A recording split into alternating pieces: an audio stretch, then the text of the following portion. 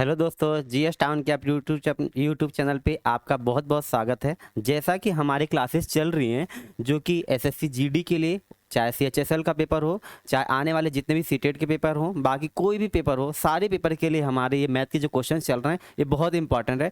और इसको आप क्या करिए, डेली मतलब ज़रूर आप लगाते रहिए। और ये हमारा जो जीडी का ये जो पेपर आपका हो रहा है ये 2023 बैच के लिए ये इंपॉर्टेंट है। ठीक है, ये जो आपका 22 पड़ा हुआ है गलती से पड़ा हुआ है। ठीक है, तो चलिए हम समय को ना गंवाते हुए आगे की तरफ बढ़ते हैं। ठीक है, हमारा पहला क्वेश्चन क्या कह रहा है, 3 cos theta plus cos 3 theta upon 3 sin theta plus का sin 3 थीटा का आपको मान निकालना है। अब आपको करना क्या है, देखिए ऐसे क्वेश्चन हमें क्या करना है, 3 sin थीटा माइनस का ये sin 3 थीटा, ये माइनस में है आपका, प्लस में ना हो करके आपके ऑप्शंस हैं cot cube theta, cos cube theta और tan cube theta and then sin cube theta. ठीक है, तो आप इसको कोशिश कीजिए। तो सबसे पहले ऐसे, ठीक है आप देखिए एक बार। ठीक है, चलिए आगे बढ़ते हैं। हम ऐसे क्वेश्चन में करना क्या है, हम थीटा की वैल्यू अब क्या करोगे, 30 डिग्री आप पुट करिए। थीटा की वैल्यू कितनी पुट करेंगे हम, 30 डिग्री पुट कर देंगे। ठीक है, तो आप आ जाइए। अब 3 cos थीटा यानी कि 3 cos थीटा की वैल्यू हम कितनी पुट कर रहे हैं, 30 डिग्री पुट कर रहे हैं। ठीक है, फिर हमने क्या किया, कॉस लिया, कॉस, ठीक, कॉस रखा 3 थीटा यानी कि 3 इंटू हम क्या कर रहे हैं 30 कर लें। ठीक है, अपॉन कर लेते हैं हम, अपॉन हमने किया 3। ठीक, फिर हमने क्या किया, साइन, साइन किया हमने, थीटा की वैल्यू हम क्या रख रहे हैं 30 डिग्री। ठीक, फिर हमने क्या किया, माइनस किया और ये साइन, साइन किया हमने और 3 इंटू 30 डिग्री। अब आप ये कहोगे सर आपने थीटा की वैल्यू 30 डिग्री ही क्यों रखी, तो हमने थीटा की वैल्यू 30 डिग्री इस वजह से हमने रखी ताकि क्या हो जाए, आपके ऊपर और नीचे क्या हो जाए, यानी कि हमारा 90 डिग्री फॉर्म हो जाए, जो कि इससे क्या होगा, हमारा ये 90 डिग्री हमारा ये फॉर्म हो जाएगा। ठीक, तो आप क्या करोगे, 3 cos 30 degree, 3 cos 30 degree plus cos कितना हो जाएगा 90, और कॉस 90 की वैल्यू होती कितनी है हमारी, 0 होती है। अपॉन करिए, अपॉन हमने क्या 3 साइन 30 ऐसे रख लेते हैं, 30 अभी हम वैल्यू पुट करते हैं, माइनस साइन 90 की वैल्यू कितनी होती है, 1 होती है। साइन 90 की वैल्यू हमारी कितनी है, 1 है। अब हम आगे की तरफ यहाँ पे सॉल्व कर लेते हैं पूरा इसको। ठीक है, अब 3 कॉस, देखिए अब क्या है, cos 30 की वैल्यू हमारे पास होती कितनी है, √3/2 होती है। ठीक है, बाकी हमारी ये तो 0 ही है। अपॉन करिए 3 sin 30 यानी कि 3 sin 30 की वैल्यू कितनी होती है 1/2, और ये कितना दिया, -1 दिया हुआ है। ठीक है, उसके बाद आ जाइए क्या कर रही है, 3√3 अपॉन कितना हो जाएगा 2 हो जाएगा। अपॉन करिए आप कितना हो जाएगा, ये 3, ये कितना हो जाएगा, एलसीएम लेकर के इसे सॉल्व कर लोगे आप, 2 और ये हो जाएगा 2। आप क्या आ जाएगा आपका, ये पूरा कट पीट के हो जाएगा, यानी कि 3√3 हो जाएगा। कितना आ गया, 3√3 जो आपका ये आ चुका है। अब आप क्या करिए, जो 3√3 आया ना, इसमें आप चेक करिए कि कौन से ऑप्शन में ये सेटिस्फाई कर रहा है आपका। तो पहले ऑप्शन पे हम चलते हैं, कॉट क्यूब थीटा पे। तो अगर हम कॉट की वैल्यू हम क्या रखते हैं, कॉट थीटा की वैल्यू हम क्या कर रहे हैं यहाँ पे 30 डिग्री अगर हम पुट कर ले रहे हैं, तो 30 डिग्री पुट कर रहे हैं, तो कॉट 30 डिग्री हमारा होता है कितना है, √3 होता है। कितना होता है, तो √3 का अगर आप क्या करते हो, अगर क्यूब करोगे तो क्या हो जाएगा, 3√3 हो जाएगा। क्या हो जाएगा, 3√3। दैट मीन्स यानी कि यही ऑप्शन, एक कॉट थीटा जो पहला ही ऑप्शन है वो हमारा सेटिस्फाई कर ले रहा है। ठीक है, होप से आपको समझ में आ रहा है। चलिए आगे तरफ बढ़ते हैं। सेकंड क्वेश्चन हमारा क्या कह रहा है, माना x वह सबसे छोटी संख्या है जिसे 8, 12, 15, 24, 25 और 40 से विभाजित करने पर प्रत्येक स्थिति में यहाँ पे बच्चे ना का ये होगा प्रत्येक स्थिति में होगा आपका, प्रत्येक स्थिति में 7 बचता है। प्रत्येक स्थिति में क्या बच रहा है आपका, 7 शेषफल बचता है। 7 आपका क्या, शेषफल बचता है।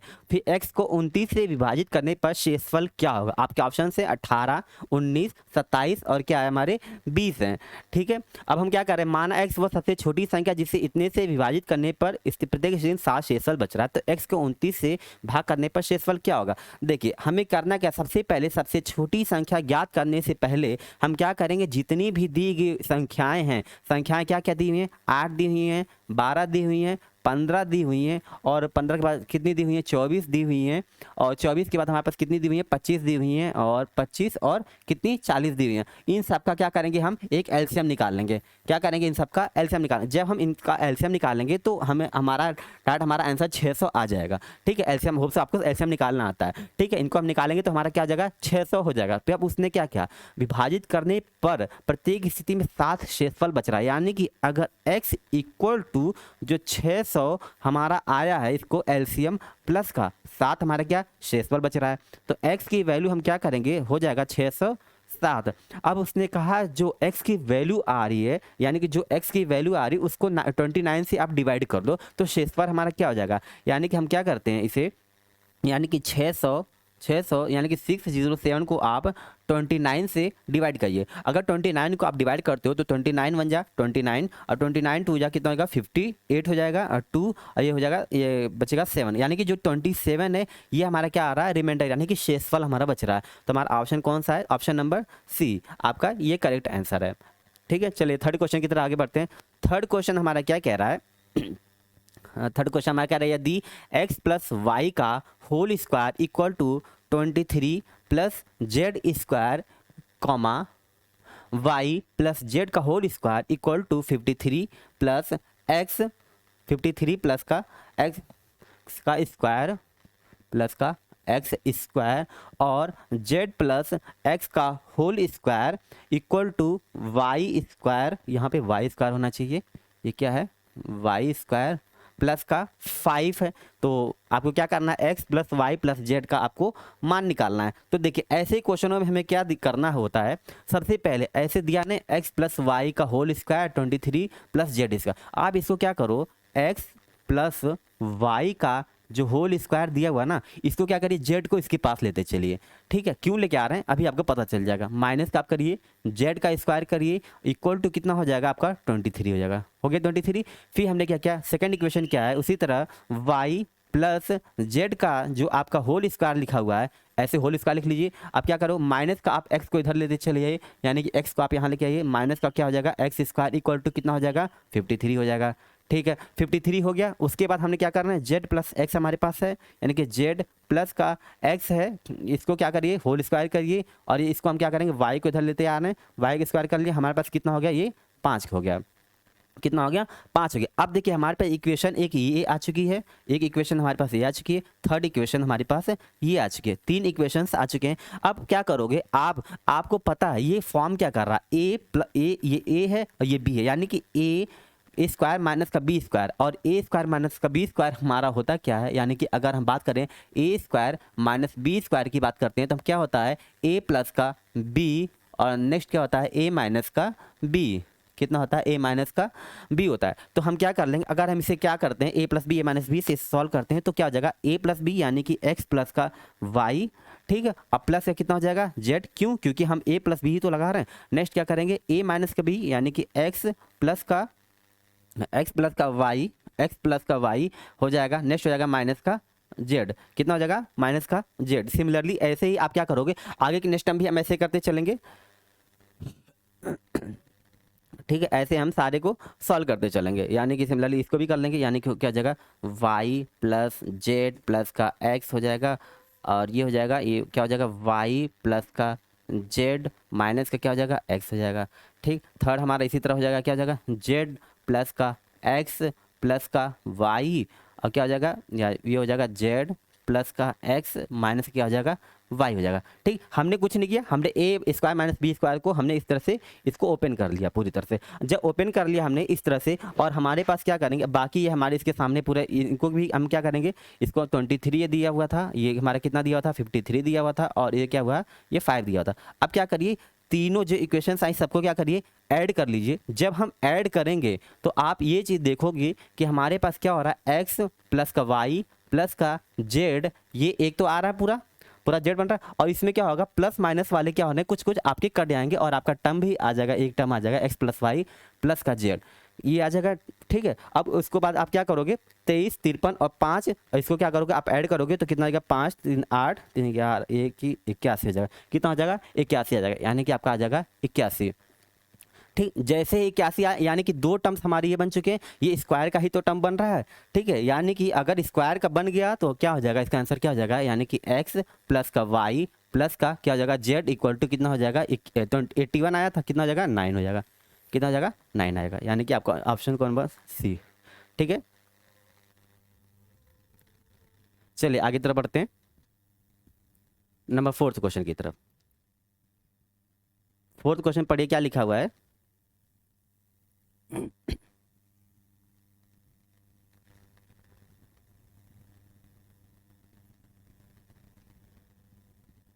फोर्थ क्वेश्चन हमारा कह रहा है, एक घनाभ की लंबाई, चौड़ाई और ऊंचाई का अनुपात दिया हुआ है, 1:2:3 दिया हुआ है, यानी कि घनाभ है जिसकी लंबाई दी हुई है, चौड़ाई दी हुई है और ऊंचाई दी हुई है, जिसका रेशियो में है आपका 1:2:3। अगर हम इसकी बात करते हैं कि रेशियो में दे रखा है तो हम क्या कर सकते हैं, x कर लेंगे, ये क्या हो जाएगा 2x हो जाएगा और ये कितना हो जाएगा 3x हमारे पास हो जाएगा।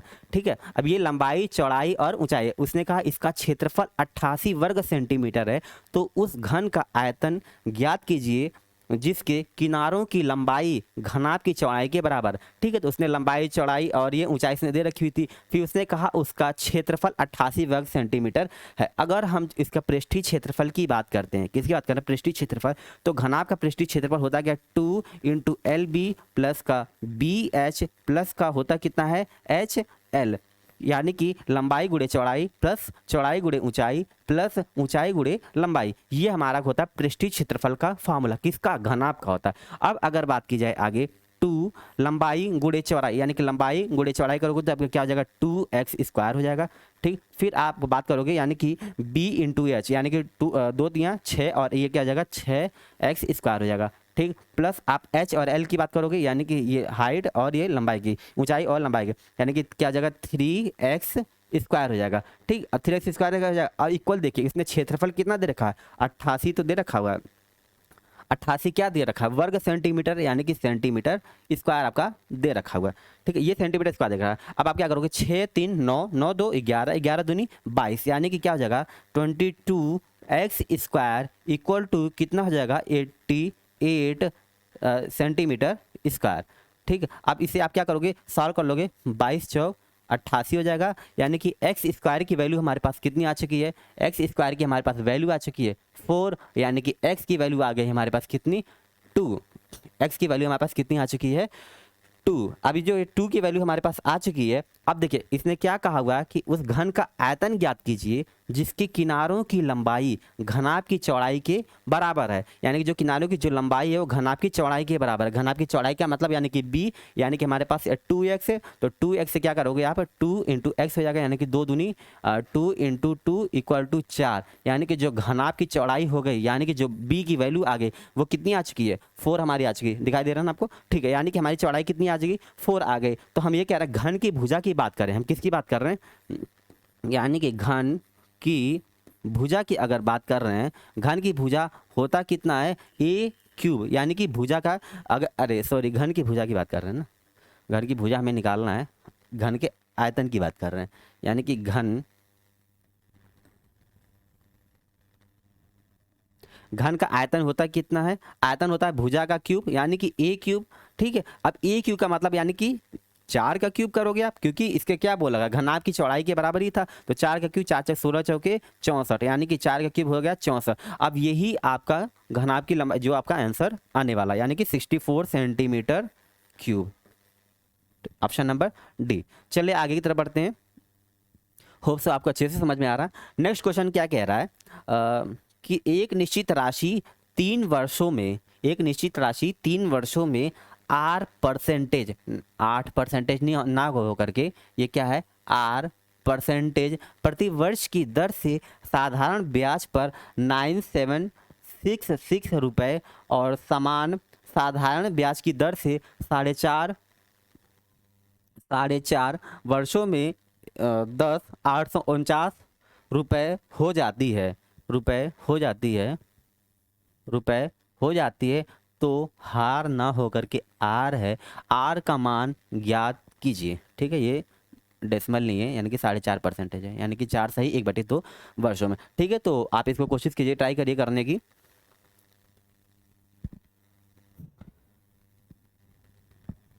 ठीक है, चलिए स्टार्ट करते हैं। इसने कहा है ना कि 3 वर्षों में एक निश्चित राशि 3 वर्षों में, यानी कोई भी राशि है वो 3 वर्षों में यानी कि 3 साल में वो प्रति वर्ष की दर से साधारण ब्याज की दर पर कितना हो जा रहा है, 9766 हो जा रहा है। ठीक, इतना समझ आया। एक एक लाइन पढ़िए। एक निश्चित 3 वर्षों में साधारण ब्याज पर 9766 रुपए हो जा रही। ठीक, फिर उसने कहा समान साधारण ब्याज की तरफ से 4.5 वर्षों में, अब देखिए 4.5, अब इसे क्या करिए, 4.5 वर्षों में ये कितनी हो जा रही है, 4.5 वर्षों में हो रही है 10840 रुपए हो जा रही है। ठीक है, ये भी रुपए में है और ये क्या है, ये भी हमारा रुपए में है। ठीक है, इतनी हो जा रही है। फिर अब बोला है कि इतने रुपए में हो जा रही है, तो आर का मान हमें ज्ञात करना है। तो हम जानते हैं कि अगर ऐसी कंडीशंस हो जाए तो सबसे पहले हम जो भी हमारे पास दिया 3 साल में इतने रुपए इतने में हो जा रही है, 4.5 साल में इतने रुपए इतने हो जा रही है, तो हम क्या करते हैं, इनका डिफरेंस ले लीजिए। इनका क्या ले लेंगे, हम डिफरेंस ले लेंगे, यानी कि इनका डिफरेंस कितना आ जाएगा, यानी कि 1.5 का डिफरेंस आ जाएगा। 1.5 ईयर की बात कर लेते हैं, तो इसको आप नेक्स्ट क्या करोगे, आप इनमें से इसको माइनस करोगे। आप जैसे ही आप इसे माइनस करोगे तो कितना हो जाएगा, 10, ये हो जाएगा 83। कितना आएगा, 10 और 83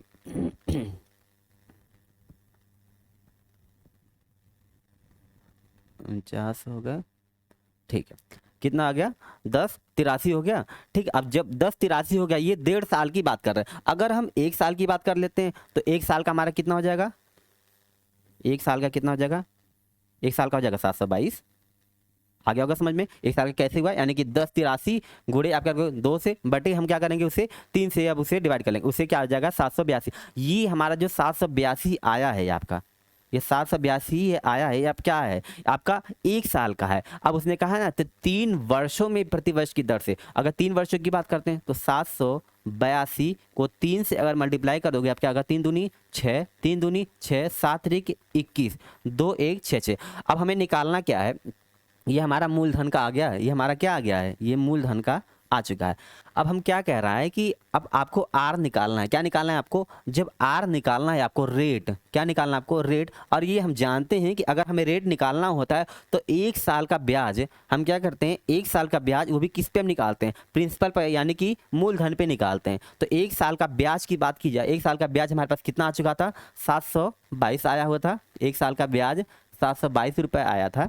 ठीक, वहीं अगर बात की जाए कि यानी कि जब रेट प्रिंसिपल आया था, प्रिंसिपल हमारे पास कितना आ चुका है, 9766, यानी कि जो दिया हुआ है आपको 9766, ये वाला 9766 माइनस क्या करोगे आप, जो 3 साल का आपको ये था 2166।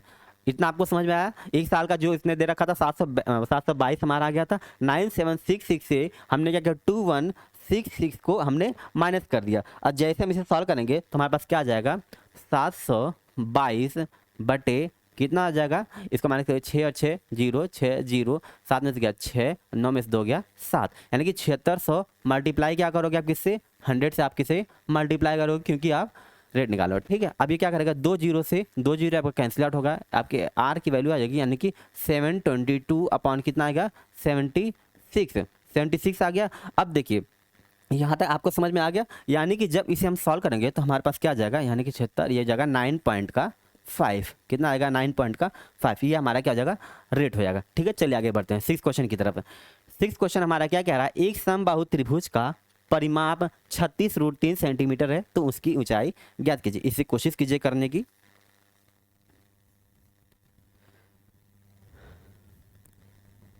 ठीक है, चलिए हम करते हैं। यानी कि समबाहु त्रिभुज का परिमाप 36, यानी अगर हम समबाहु त्रिभुज का परिमाप की बात करते हैं तो होता कितना है, 3 गुणे भुजा।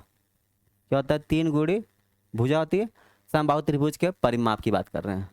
ठीक, किसकी बात कर रहे हैं, यानी कि परिमाप की बात कर। अब परिमाप दिया भी है, कितना दिया है परिमाप, 36√3, 36√3 दिया हुआ, और ये 3 गुणे भुजा को हम क्या कर रहे हैं, ए लिख ले रहे हैं। ठीक, तो 3 एकम 3, 3 एकम 3, 3 दूनी 6, यानी कि 12√3 इक्वल टू क्या आ गया, ए। जो ए की वैल्यू आ गई आपकी, आ चुकी 12√3 इक्वल टू ए, यानी कि अब क्या निकालना हमको, इसकी ऊंचाई निकालनी है। और इसकी ऊंचाई का हम ये जानते हैं कि फार्मूला क्या होता है, ऊंचाई का फार्मूला क्या, हम क्या कहें, root three upon two into जो आपकी भुजा आई है ना, इसकी भुजा, यानी कि जो साइड हमारा आ गया, यानी कि रूट 3/2, ए की वैल्यू कितनी आ चुकी है 12, रूट कितना आ गया 3, क्या आ गया 2 छके 12, फिर क्या हो जाएगा, यानी कि रूट 3 इंटू 6√3 हमारा क्या आ जाएगा, यानी कि 6, ये तो 3 हो जाएगा, 6×3 18 आ जाएगा।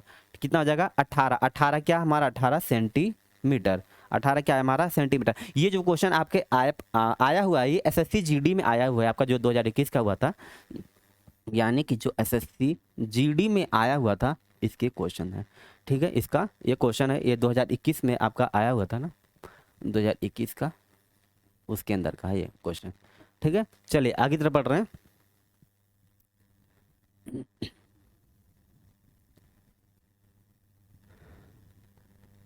वहीं अगर हमने फिफ्थ क्वेश्चन की बात करें, फिफ्थ क्वेश्चन आपका एसएससी सीएचएसएल में आया था 2021 वाले में, ये आया था हमारा एसएससी सीएचएसएल का ये पेपर है, ये 2021 का जो आपका आया था पेपर उसका है। ठीक है, और ये आपका एसएससी जीडी का हुआ। ठीक है, चलिए आगे तो बढ़ते हैं, हम सेवन्थ क्वेश्चन की तरफ बढ़ रहे हैं। सेवन्थ क्वेश्चन क्या कह रहा है, एक 725 मीटर लंबी ट्रेन 48 सेकंड में 235 मीटर लंबी सुरंग को पार करती है, तो ट्रेन की गति ज्ञात कीजिए। आपके ऑप्शंस दिए हुए हैं। ठीक है, तो ये भी आपका जीडी का जो पेपर हुआ था 2021 का शिफ्ट 1 का, उसमें आया हुआ था, यानी कि एसएससी जीडी जो 2021 का हुआ है उसके अंदर का ये पेपर है। ठीक है, यानी कि 725 मीटर लंबी ट्रेन, यानी कि हम क्या कह रहे हैं, जो लंबाई दे रखी हुई है, लंबाई किसकी, length of train, length of train की बात कर रहे हैं, तो लेंथ ऑफ ट्रेन कितना दे रखा, 725 मीटर, ये लंबी है इतनी। फिर उसने कहा 48 सेकंड में, मतलब टाइम तो हमारे देखा, फिर 235 मीटर लंबी सुरंग, यानी कि लेंथ ऑफ सुरंग, लेंथ ऑफ सुरंग की बात कर दोगे आप, तो लेंथ ऑफ सुरंग कितना दे रखा है, 235 हमारा क्या हो जाएगा, मीटर हो जाएगा। ठीक, और वहीं अगर हम टाइम की बात कर ले रहे हैं, तो टाइम हमारा कितना दे रखा है, 48 हमारा क्या है, ये सेकंड में है। ठीक है, ये क्वेश्चन आपका दिया, यानी कि लेंथ ऑफ ट्रेन और लेंथ ऑफ सुरंग और टाइम हमको दिया। अब एक चीज़ आपको हमेशा याद रखना है कि अगर कभी भी अगर हम बात करें, कोई भी ट्रेन किसी सुरंग से गुजर रही है, तो अपनी लेंथ, यानी कि कोई भी ट्रेन है वो अगर मतलब गुजर रही है कोई भी ट्रेन, तो क्या करेगी, जो सुरंग को पार कर रही है प्लस वो जो लंबाई वो भी ले रही है, उसको क्या करेगी, दोनों को इक्वल में ही करेगी। यानी कि मतलब हमारे कहने वाला क्या हुआ, जब भी कोई ट्रेन किसी सुरंग को से गुजर रही है तो वो अपनी लेंथ तो कवर कर ही रही है, प्लस क्या करेगी, वो सुरंग की जो लंबाई होगी उसकी भी तय करेगी। यानी कि हम क्या कह सकते हैं कि जो LT यानी कि जो ट्रेन है प्लस का, यानी कि L जो सुरंग होगा, दोनों की लंबाई क्या करेगी, तय करेगी। ठीक है, तो ये दोनों यानी 725 है, 725 प्लस का 235। ठीक है, कितना हो जाएगा, 5 5 10 के 0, कैरी 1 3 2 5 और 1 6 7 2 9, यानी कि 960। यानी कि ये हो गया लेंथ ऑफ ट्रेन प्लस का लेंथ ऑफ सुरंग की जो क्या होगा 960 हो गया। अब हम जानते हैं कि गति हमारी होती है कितनी, दूरी बटे कितनी होती है, दूरी बटे कितनी होती है, समय। अब दूरी हमारी है कितनी 960 अपॉन समय कितना दिया हुआ है 48 सेकेंड। ठीक है, यानी कि आपको समझ में आ रहा होगा कि यानी कि दूरी बटे समय ये हमारी गति है, यानी कि 9 से 60 बटे कितना हो गया 48। अब जब इसको सॉल्व कर रहे हैं हम, तो हमारा क्या आ रहा है, इसको सॉल्व करेंगे तो हमारा आएगा 20 मीटर पर सेकेंड, 20 मीटर पर सेकेंड आ गया। लेकिन हमें चाहिए किस में, किलोमीटर प्रति घंटे में सारे दे रखे हैं, तो किलोमीटर प्रति घंटे में जब हमें कन्वर्ट करना है तो हम क्या करेंगे 18/5 से अब इसे मल्टीप्लाई कर लेंगे, यानी कि 20 जो दे रखा है आपको 18/5 से आप इसे डिवाइड करो, यानी कि 5 चौके 20, 18 चौके 72, 72 क्या किलोमीटर प्रति घंटा। कितना 72 किलोमीटर प्रति घंटा, यानी कि 72, यानी कि ऑप्शन नंबर सी है। यानी कि आपको समझ में आ रहा होगा, हमने इन दोनों को ऐड इसीलिए किया क्योंकि जब भी कोई ट्रेन किसी सुरंग से या फिर हम ये कह सकते हैं कि किसी प्लेटफॉर्म से या पुल से अगर गुजर रही है तो अपनी लंबाई और उस सुरंग की लंबाई या फिर प्लेटफॉर्म की लंबाई को भी तय करेगी, इस वजह से हमने इसे ऐड कर लिया। चलिए आगे तरफ बढ़ते हैं, 8वें क्वेश्चन की तरफ बढ़ रहे हैं। हाँ, 8वां क्वेश्चन हमारा क्या कह रहा है, पढ़िए। यदि x प्लस 1/x बराबर 17/4 x की ग्रेटर देन 1 तो x माइनस 1/x का मान ज्ञात कीजिए।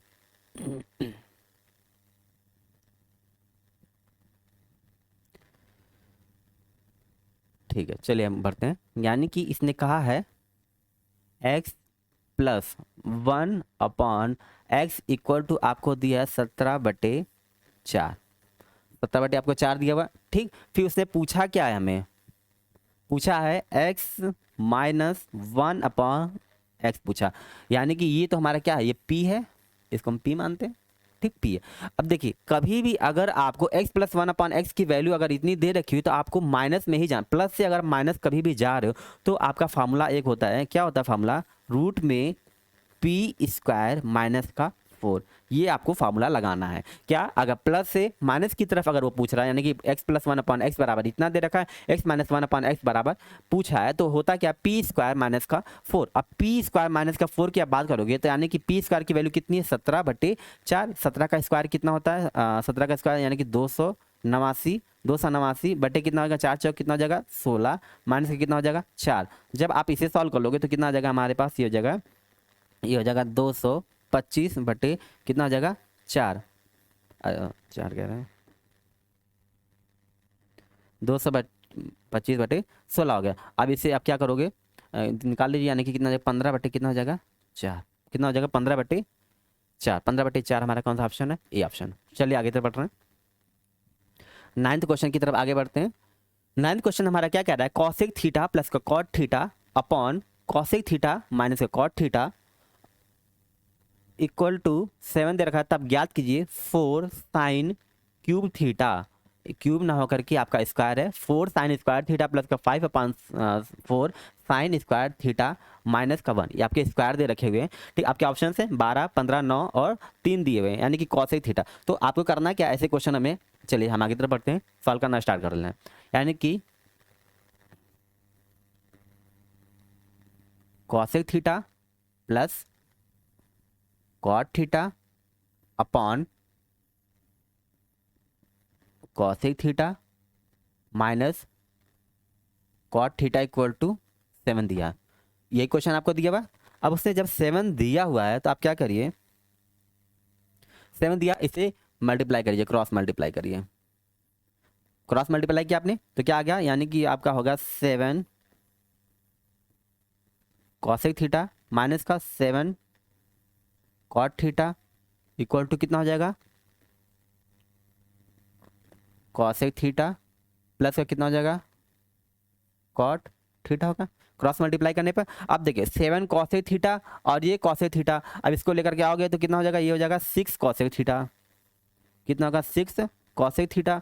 फिर आप ये क्या करोगे, ये कितना हो जाएगा 8 कॉट थीटा, 8 कॉट थीटा हो गया, आपको समझ में आ रहा होगा। अब जैसे हमने 8 कॉट थीटा हो गया तो हम क्या कर सकते हैं, 2 तियाँ 6, 2 चौके 8, यानी कि 3 कॉसेक थीटा बराबर 4 कॉट थीटा। अब जो कॉट थीटा है इसको क्या कर लीजिए, इसको सॉल्व, यानी कि 4 कॉट होता क्या हमारा, cos theta upon sine theta,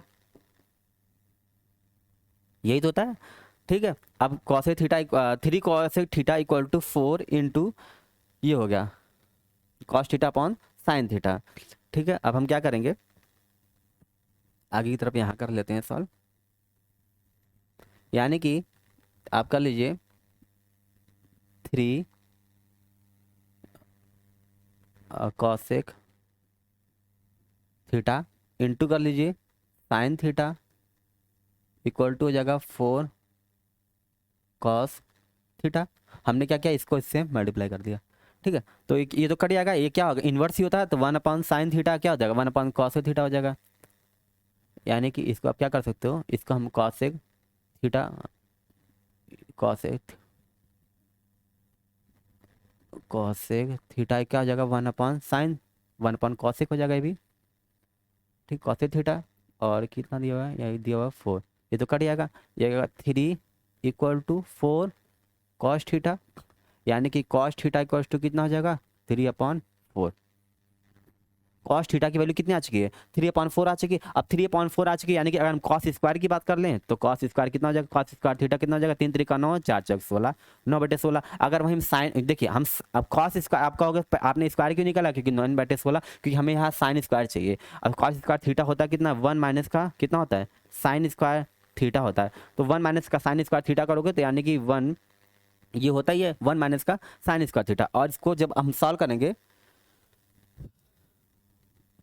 रुक जाइए, यानी कि cos square theta equal to 9/16, तो साइन स्क्वायर थीटा कितना हो जाएगा, साइन स्क्वायर थीटा हो जाएगा 1 माइनस का 9/16, क्या हो जाएगा 1 माइनस का 9 बटे कितना हो जाएगा 16, 1 माइनस का जब 9/16 हम करेंगे कितना हो जाएगा 7/16 हो जाएगा, कितना हो जाएगा 7/16। अब देखिए हमारे पास जो साइन स्क्वायर थीटा की वैल्यू आ गई है वो 7 बटे कितनी आ चुकी है 16 आ चुकी है। अब 7/16 को क्या करें, इसमें पुट कर दीजिए, सबको इसमें पुट करिए, यानी कि 4 साइन साइन स्क्वायर थीटा की वैल्यू कितनी है 7/16, यानी कि 7/16 कर लीजिए, साइन 16 प्लस 5 प्लस का 5 अपॉन कितना आ गया 4 साइन स्क्वायर थीटा की वैल्यू कितनी आई है 7/16 माइनस कितना हो गया 1, ठीक है। इन सबको सॉल्व कर लेंगे, कितना हो जाएगा 7 4 16, यानी कि 7/4 प्लस का 5, फिर 4 4 16, यानी कि 7/4 माइनस का 1, ठीक है। यहाँ तक आपको समझ में आ रहा है, यानी कि हम इसे क्या कर लेंगे, यानी कि हो जाएगा 7 प्लस का 5 चौके 20/4 प्लस का 7 माइनस का 4 बटे कितना हो जाएगा 7, ठीक है। तो ये तो कट जाएगा, ये हो जाएगा 27 बटे कितना हो जाएगा 3, तो 3 9 27, 3 9 27, यानी कि 9 हमारा आंसर आ रहा है, ऑप्शन नंबर सी। चलिए हम आगे तरफ बढ़ रहे हैं 10th क्वेश्चन की तरफ। 10th क्वेश्चन अब क्या कह रहा था, पढ़िए आप एक बार।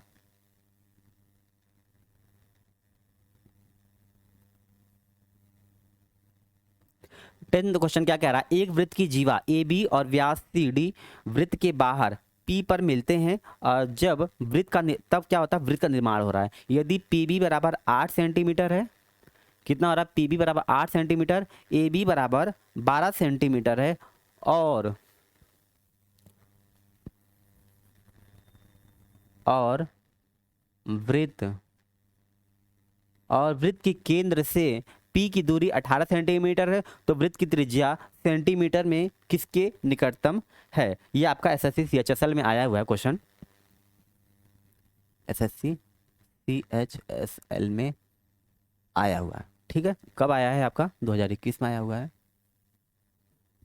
ठीक है। तो ऐसे क्वेश्चन देखिए क्या कर रहा है ये, इसने कहा एक वृत्त है जिसकी जीवा दे रखी हुई है, ठीक है, एक वृत्त है, उसने कहा वृत्त की जीवा ए बी और सी डी वृत्त के बाहर पी पर मिलते हैं जब वृत्त का निर्माण होता है। यदि पी बी बराबर इतना इतना दे रखिए, तो देखिए वृत्त की जीवा ए बी और व्यास सी डी यानी कि सी और डी, व्यास सी डी है, और उसने कहा वृत्त की जो जीवा है, यानी कि जो वृत्त की जीवा है वो क्या कर रही ए बी से, यानी कि ए अगर हमने यहाँ पे रखा ए जीवा के बाहर पी पर मिल रहे हैं, ये दोनों क्या कर रहे हैं, यानी कि जो सी डी है और जो जीवा है दोनों क्या कर रहे हैं बिंदु पी पर मिल रहे हैं।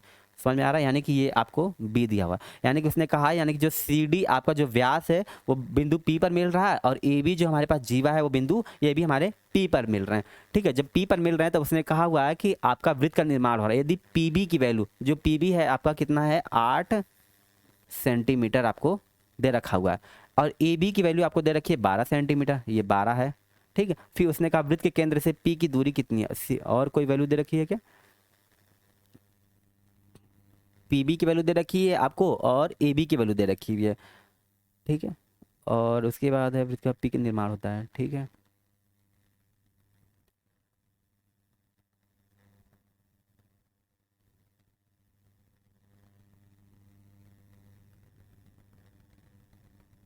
ठीक है, चलिए आज शुरू करते हैं। अब इसने क्या कहा, जब वृत्त दे दिया तो हम क्या, यदि एक वृत्त की जीवा क्या करते हैं हम, यदि वृत्त की जीवा कभी भी अगर ए बी और जीवा सी डी से व्यास पर ए बिंदु पी पर प्रतिच्छेद कर रही, तो हम एक फार्मूला जानते हैं, क्या होता है, पी ए यानी कि P A into P B equal to क्या होता है, पी सी इंटू पी और D, P C into P D.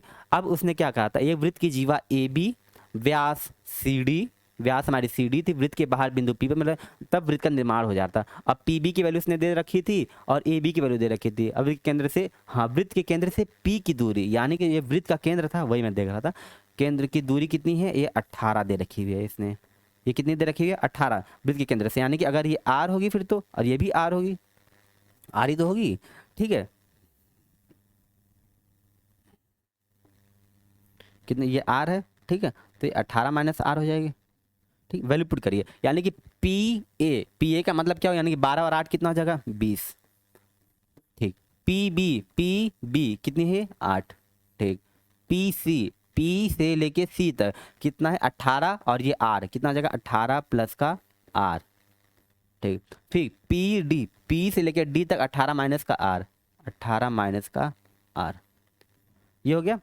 अब आगे बढ़ते हैं, फिर 8 दूनी 16, यानी कि ये जगह कितना हो गया, 20 और 160 हो गया। ये कितना हो गया, 18 प्लस आर, 18 माइनस आर कितना हो जाएगा, 18 का स्क्वायर माइनस का कितना हो जाएगा, आर का स्क्वायर, ठीक। अब 160 हो गया, 160 बराबर कितना हो जाएगा, ये कितना हो जाएगा, 324 माइनस कितना हो जाएगा, आर स्क्वायर,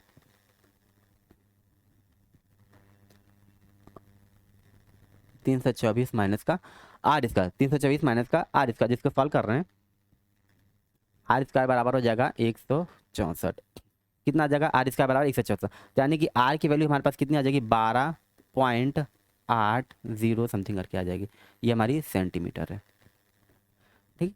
होप्स आपको समझ में आ रहा होगा, ठीक है। तो आज के लिए इतने ही क्वेश्चन रखते हैं, 10 क्वेश्चन हैं, तो होप्स आपको अच्छे से समझ में आ रहा होगा, ठीक है। आगे हमारा अगला सेशन फिर होने वाला है।